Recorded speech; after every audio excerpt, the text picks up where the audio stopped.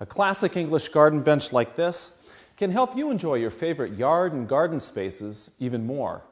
And if you build it from a good outdoor wood like mahogany, as I've done here, it's going to weather the years and the elements beautifully. This set of 7 cardboard patterns from Rockler is going to come in real handy, both for laying out and template routing all the shape parts of this bench. So here's my advice. Start by tracing these patterns onto some 1/4-inch MDF or plywood, cut them out, and sand them smooth, as I've done here. That'll give you a set of rigid templates that'll stand up well to this building process, and you can reuse these again and again in the future. We're going to need some thick blanks for the arms and legs, so I'm laminating those together from 1.5-inch thick stock using waterproof glue. Now when you clamp these up, be sure to use plenty of clamps to get nice tight glue seams, and make up a spare arm blank so we can use it for testing machine setups later. When the glue dries, join and plane the blanks down to 2 3/4 inches thick. As you reduce their thickness during planing, try to keep the glue seams centered on these parts as best you can so they'll look like an intentional part of the design. And now use the templates you made to trace the leg and arm shapes onto their blanks. I'm working on one of the arms here. Now take some extra care when you're tracing these arms. Make sure that this angled back edge forms a 16-degree angle with the bottom flat edge of your blank. And make sure that this flat area on the bottom, right behind the ball end of the arm, is parallel to the bottom edge of your blank. And to check that, I just use the end of a small square. Then head over to your bandsaw and cut out just these long back legs. We'll get to these other parts later. And when you cut the legs out, don't cut right to your layout lines, but cut about 1/16 of an inch to the waist side. Over here at the router table, we're going to clean up these back legs so they match perfectly by template routing. So I've got my hardboard template attached to one of these leg blanks with some double-sided tape. But there's a challenge. These leg blanks are too thick for any pattern or flush trim bit to reach all the way across in a single pass. So we're going to have to do things a little bit differently. And to start with, you're going to need a long bit. This double bearing flush trim bit I'm going to be using from Rockler has an 1.5-inch long cutting capacity. So with the bit raised all the way up, so this bottom bearing will make contact with my template on the bottom of the leg workpiece, I'm going to remove the top bearing and washer, and now effectively this bit with a bearing only on the bottom becomes a pattern bit. With the leg oriented so the template is facing down, trim off as much waste as the bit will reach using its full cutting length and feeding the blank counterclockwise. Go slowly to minimize tear out, especially where the bit is cutting against the grain. We're halfway done, but what about this waste area that's still left? Well, you don't have to take the template off the bottom and move it over to the other side to make another pass this way. Instead, flip the leg blank over so the waste material is now on the bottom, and reinstall the top bearing on the bit, so this time it can act like a flush trim bit. Lower the bit height as necessary to make sure the bottom bearing is no longer in contact with the leg. Then, remove the rest of the waste in a second routing pass to finish up the leg profile. Repeat this 2-bit process to clean up the second back leg as well. Now, if you don't have a long, double-bearing flush trim bit like this one, you can use a standard flush trim and pattern bit if those are the bits you own. Just make sure that their maximum cutting length reaches at least halfway across these blanks, and you're going to have to change bits between one cut and the other. Next up, we're going to cut mortises for the arm, side rail, and stretcher on the front edges of our back legs. Now, I've already got those mortises laid out on this leg, And all three of them are centered on the thickness of the legs and 3/4 of an inch wide. Now, Rockler's cardboard patterns and our project instructions will give you their exact dimensions and positions. These 3 back leg mortises are easy to hog out at the drill press with a 3/4 inch diameter Forstner bit. But since these legs aren't flat from end to end, and this mortise right here comes so close to the bend in the leg, we're going to have to modify how we drill them. I fabricated this raised platform to lift the legs high enough off the drill press table so it doesn't get in the way. And it also enables me to shift the legs from one angle to the other while still keeping the mortises square to the face of the leg and accessible to the drill bit. My platform also slides left and right along a channel, so I can just move it one way or the other to drill out the mortises and have all the holes line up. Here, I'm drilling away as much material as I can in side-by-side passes. You can get these mortise walls pretty well cleaned up and flattened just using the drill press, so they look like this. But then, square up their ends with a sharp chisel. There's more work to be done on these back legs later, but for now, we're going to move on to the front legs and the arms for a while so we can cut their tenons that go here and here. And to do that, we'll be at the table saw with a dado blade. Start by milling a 3/4 inch thick, 1.5 inch long tenon across the full width of the blanks that will become the front legs' top ends.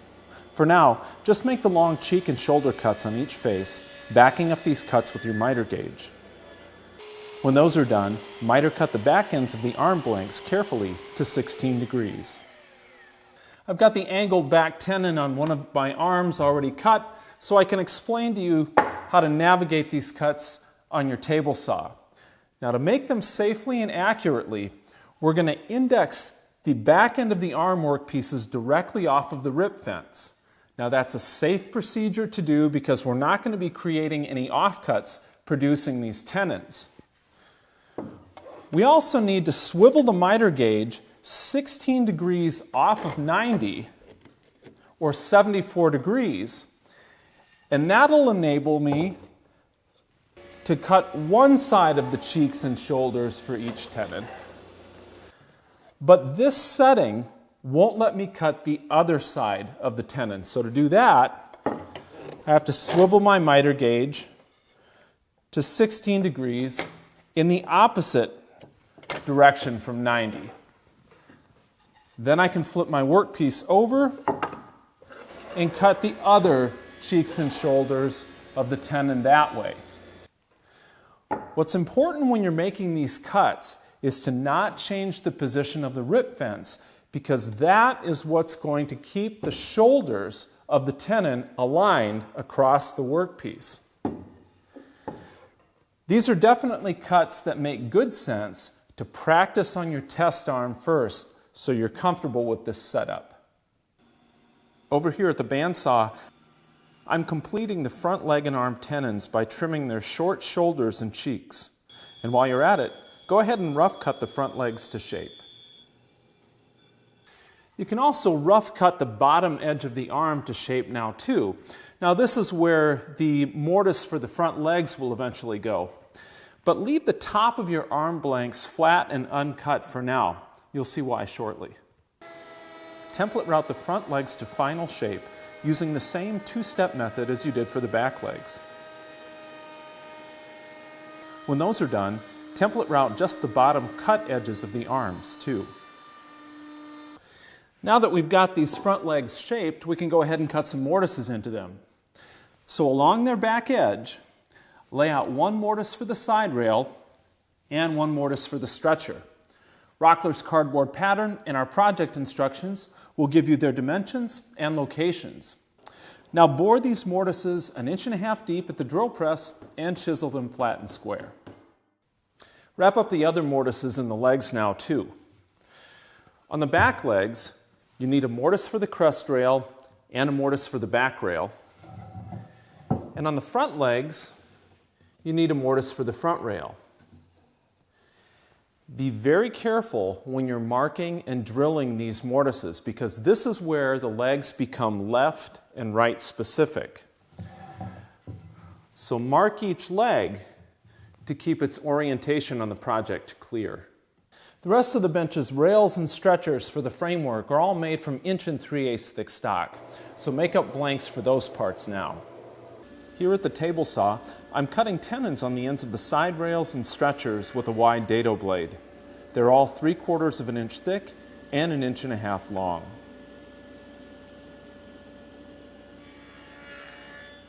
Let's take a closer look at these tenons.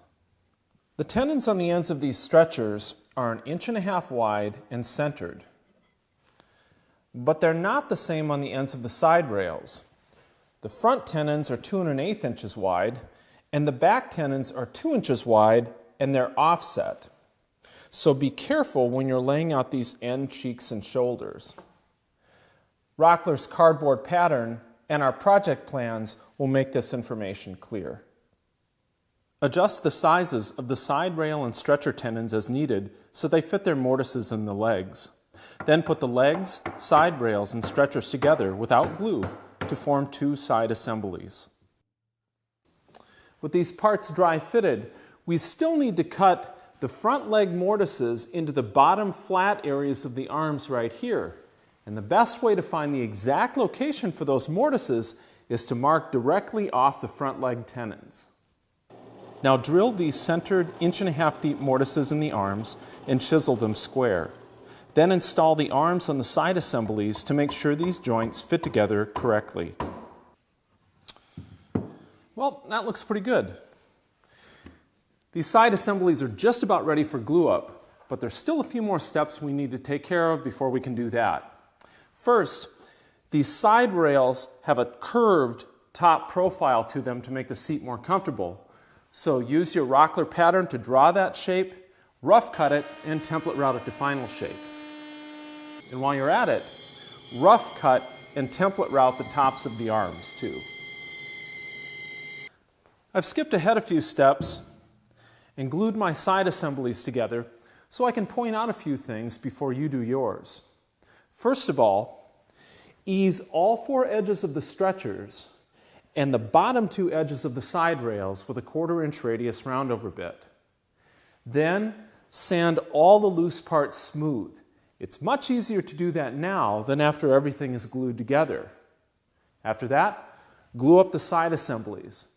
But you're probably going to find that given the round end of the arms and this back angle, this mortise and tenon joint here is hard to pull together with a bar clamp.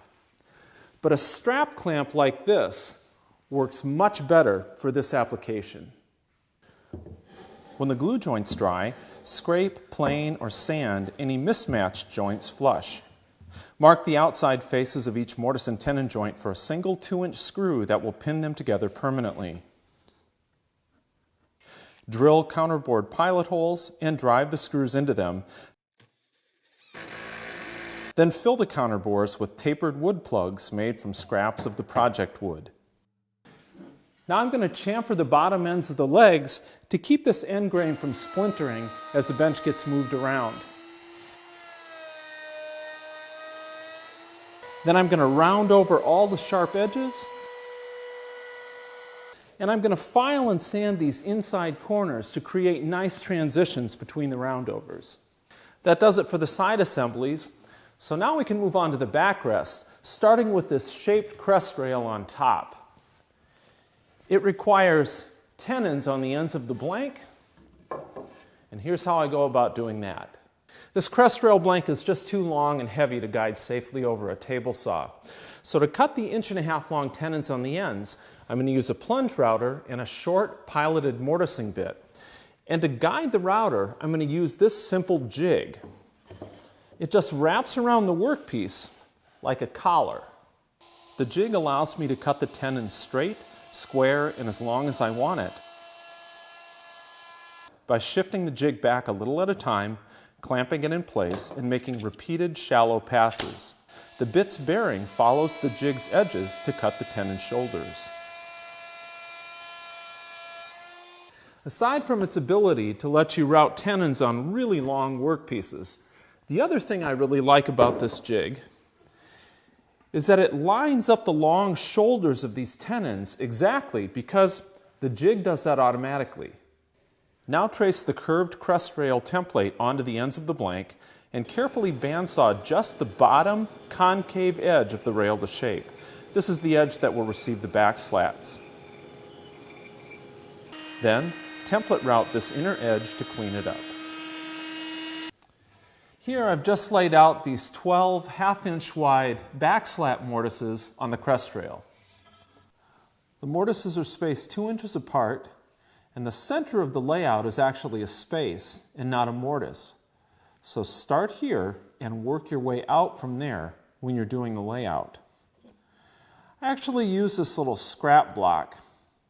It's marked with a space and a mortise to help keep my spacing precise and to help me avoid measurement errors. Then, go ahead and mill the mortises with a mortising machine or your drill press and a Forstner bit. Cut them 9/16 inches deep along the flat area of the rail.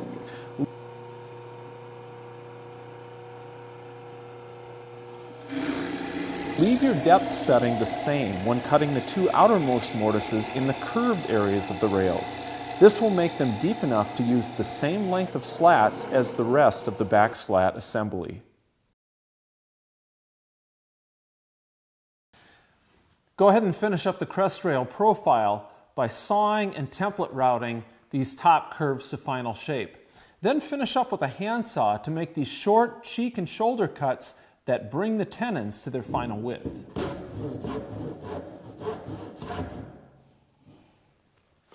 Next up is the back rail. It's got 1.5 inch long tenons on the ends, and I've laid out the slat mortises along its top edge directly off of the crest rail, and that of course will make sure that the mortises will line up with one another when the backrest is assembled. And here's another important detail. You can see that I've notched the bottom corners of these back rail tenons, and that's because they have to fit around the top ends of the side rail tenons inside the back legs. Here's one other aspect to the back rail. It's perpendicular to the floor, just like the lower portions of the back legs. But the crest rail tips back to match the angle of the backrest. So that means that these mortises in the back rail need to be cut at an angle so the slats will install properly. And that angle is 16 degrees. Here's one way to set up those mortise cuts. Make a 16-degree angled block that you can attach to the fence of your mortising machine or your drill press. I've just attached mine with double-sided tape. And arrange the block so the angle tips backward this way. Then chop or drill the mortises 9/16 inch deep into the back rail. Make sure its front face is against the angled block, so the side facing you is the back face. Now that you've got the crest and back rails ready for slats, dry fit them between the side assemblies as I've done here. And then take an inside measurement to see just how long these back slats need to be. I'm using a couple of straight edges held together for that purpose. Then make up stock for the back slats, cut them to length, and dry fit them between the crest and back rails. Now is also the right time to make sure that the backrest fits into the 4 mortises in the back legs. Now you might get a perfect fit, or you might have to shorten the length of the slats if the tenons are still a little bit too far apart.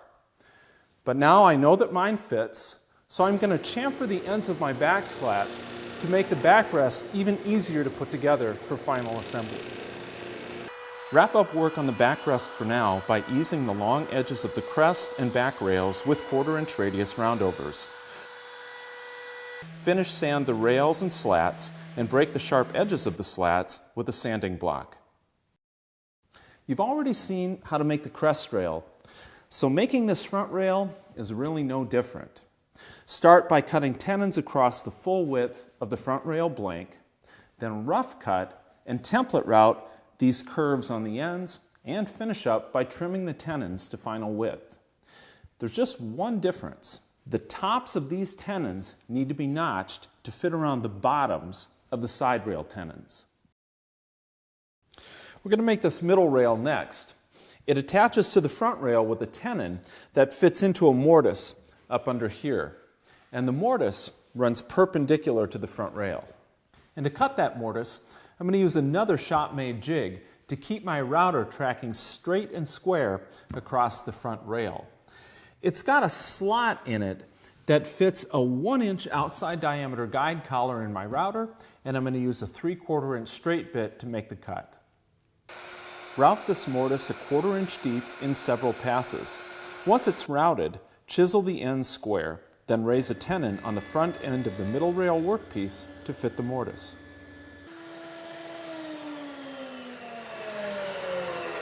And as we've done many times before on this project, here I'm using my middle rail template to form this top curved edge for the seat profile. Well, it's been a long process, but this bench frame is ready for assembly. Now I've taken some big steps forward on mine, so here's what to do next on yours. Dry fit the backrest parts, side assemblies, and front rail together with long clamps. Then drive 1-inch brads through the backs of the crest and back rails to lock the slats in place. This will hold the backrest assembly together and keep it square. Now pull the major components apart one last time, spread glue in all the mortises and onto the tenons, and assemble the framework with clamps. At this point you can also install the middle rail. Now you're going to have to notch it so that it can wrap around the bottom of the back rail. Then install it with glue in the mortise and tenon joint in front, and drive a large exterior washer head screw or a galvanized lag screw and washer through this tongue and into the back rail. Now drive a counterboard 3-inch deck screw through the front rail and into the front end of the middle rail to reinforce this joint further. Now go ahead and cross pin all the remaining mortise and tenon joints just as you did for the side assemblies. That way, these joints will never come apart even if the glue fails. Now make up the 6 seat slats. I like to knock off their sharp corners at my spindle sander and ease their top ends and edges with a 1/4 inch roundover bit. This way, you'll never have to deal with splinters on the seat. And here's a good time to apply finish to the entire project before the seat slats are installed. Here, I'm using an oil-based exterior deck stain with UV additives that's going to keep the wood looking great and make this project really easy to refinish down the road. I think it's easier to apply the stain when I don't have to force it down between all the seat slats. When the finish dries, install the 6 seat slats. Space them out with 7/16 inch diameter dowels or pieces of scrap, then secure the slats to the front, middle, and side rails with 2-inch counterboard screws. All that's left is to fill those final counterbores with wood plugs and touch up those spots with stain. This is a rock-solid bench design, and I'm really looking forward to seeing how these two blend into our backyard flower garden. I hope you enjoy building your version of this classic English garden bench. Thanks for watching.